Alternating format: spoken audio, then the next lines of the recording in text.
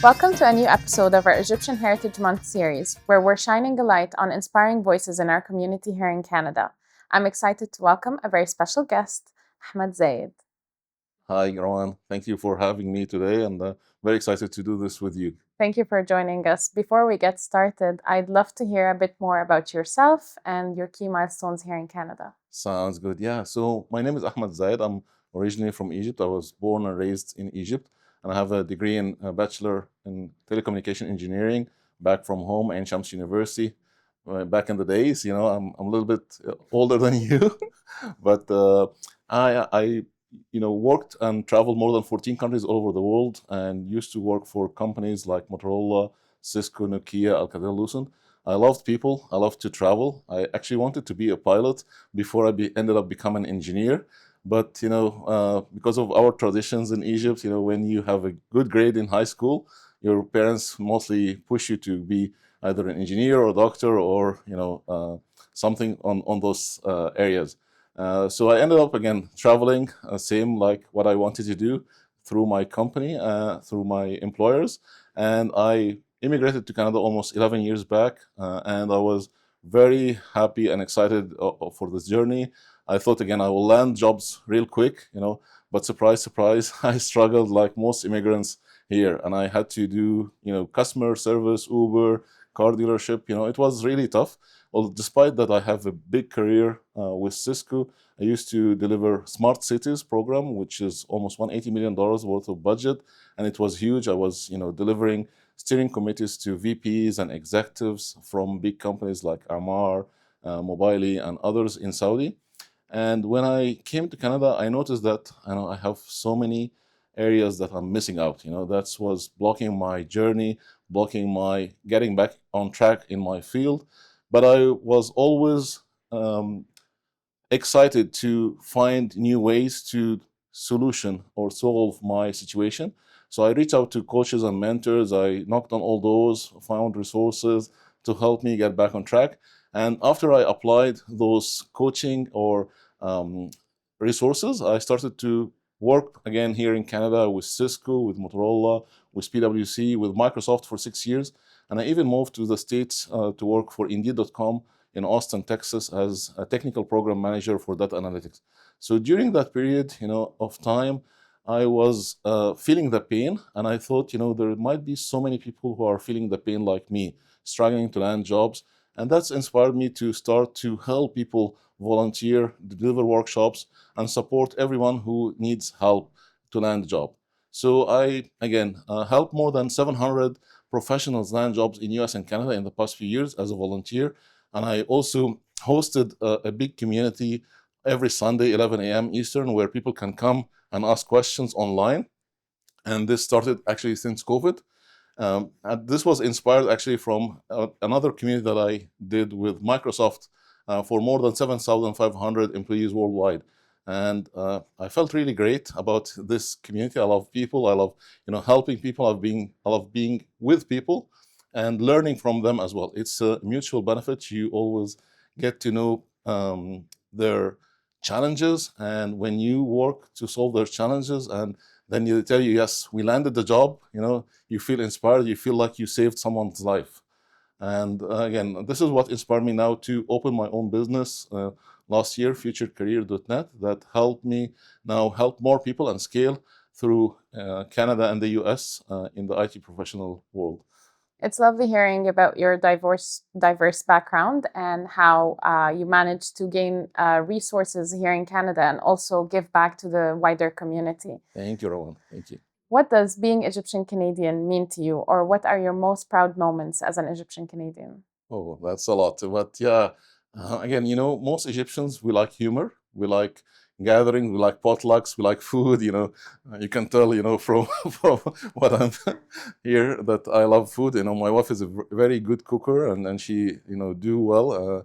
You can tell. And gatherings is one of our traditions, especially around occasions, Eids or other, festivals and other tradition that we used to celebrate together.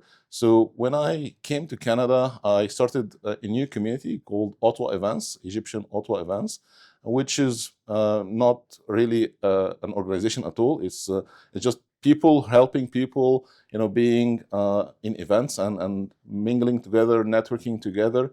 And I love, again, sports. I used to play soccer, so we sometimes organize soccer games, volleyball, table tennis, beach, or other, gatherings. And again, this is the country that I'm very proud to be, Canadian. I'm also Egyptian, and I practice my culture freely and help people and support, others who are in the same situation like me. Your contributions to the community are definitely very much appreciated, but you did mention food. So I can't help but ask, what is your favorite Egyptian dish? Oh my God, it's a lot, but the one that I really like the most is hawashi, and definitely mahshi, ورق Mhm. عنب, or grape leaves. Mahshi, I don't know how do you say it. Grapevine leaves. Grapevine leaves, yeah. So those are the most one that I love the most, and so when we do potlucks, when we gather with people, we sometimes do what's called masmat, which is an Egyptian, traditional food. It's just local food, really local food, which some people really like a lot. Sometimes in Sham Nassim they bring fasikh and other, fish and those kind of things. I'm not a fan of fasikh, but some people like it. But yeah, no, the Egyptian cuisine is very, very rich with food, and that's part of our tradition. That's part of our culture. We always, ask guests to come and eat, drink tea, coffee. Whenever I ask someone to come and drink tea and coffee, they don't expect food, but there is always food. That's part of our tradition as Egyptians. Definitely lovely hearing about celebrating culture through food. And since July is the Egyptian Heritage Month, we continue to celebrate this culture. What does the Egyptian Heritage Month mean to you, or what do you think it means to the inclusivity and diversity here in Canada? So again, this is what we like the most about Canada and being Canadian Egyptians here in Canada, to practice our culture, to practice our traditions, and mingle freely and support each other, support business, support local communities, and get to know each other more.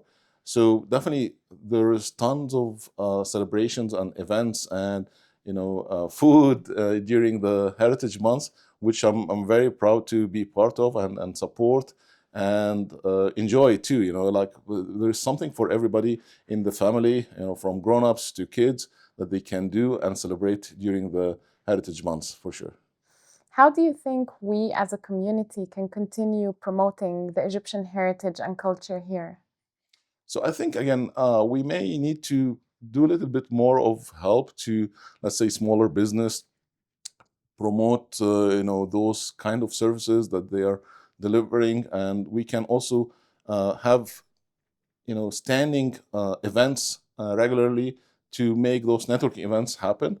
I guess that's what most of the other communities here in Canada do. Again, the Filipino, the Ukrainian, the Somali, the Iraqi, all those communities, they do lots of those gatherings. And I think having a space where we can really get all Egyptians, and because our community is really growing very quickly here in Canada, and I think maybe in Ottawa itself, maybe you have like at least 2,000 Egyptian, if I'm not mistaken. Maybe more. I don't know what numbers will tell, but if we have events that can host those number of people, that's definitely gonna be a very good thing. But Ottawa is not that big enough to get those people. You spoke a lot about your professional life and also about celebrating your culture and your heritage. What is your secret sauce to success? Oh yeah, no, I've been what they call, I've been in the mud before, and I know how bad it is when someone is not working. So my secret sauce for success is definitely having clarity on your goals and targets. Some so many people come to me and they are desperate to land jobs, but when I speak to them, are you clear about your goals? They tell me I can do this, I can do that, but they are not really clear about what their goals are or what their roles that they want to deliver. So that's one of the things that I focus the most with everybody who I work with or I support to find that clarity about what exactly are we targeting for, and then start to create a plan on how to land there. There is so many things today. Resources are huge and overwhelming sometimes for everybody, especially in tech. And I help build those plans through small incremental growth. Like some people wants to do 180 in a few seconds, which is definitely because of the financial stress sometimes or because of the rush to land job. So we have to take this step by step. We should not rush. We should not stress ourselves, because that's not going to help with our energy, with our focus, with our decision making. So again, the secret sauce is mostly clarity about the goals, and then putting an action plan that is realistic to land those targets. Mm-hmm. Ahmed, it was very nice hearing from you today. But before we close out today's episode, I'd like to hear if you have any advice to the younger generation when it comes to celebrating their Egyptian culture. For celebrating the Egyptian culture, yes. So again, I want everybody to be proud of their Egyptian culture. I want them to practice the culture and not feel shy, because I see some of the younger generation feels awkward sometimes, being in public places or practicing some of our tradition. They think this is not really, let's say, normal, and they get under peer pressure sometimes, maybe. So I want them to feel proud. I want them to feel positive about it. I want them to really come up as new leaders to this community, to this culture, to this. Egyptian heritage is a very, very rich one, and we have tons of stories that we can tell everybody about. They just need to educate themselves more about those stories, about our heritage, about what we're really proud of, and how to use this to promote either tourism to Egypt or knowing about the culture that we live in. Ahmed, that was very insightful advice. Thank you again for joining us in today's episode. Thank you so much, Rawan. Really appreciate having me today, and looking forward to more collaboration with the ICAO and everybody else. Thank you. Thank you, everyone, for joining us for another episode for the Egyptian Heritage Month series. See you soon.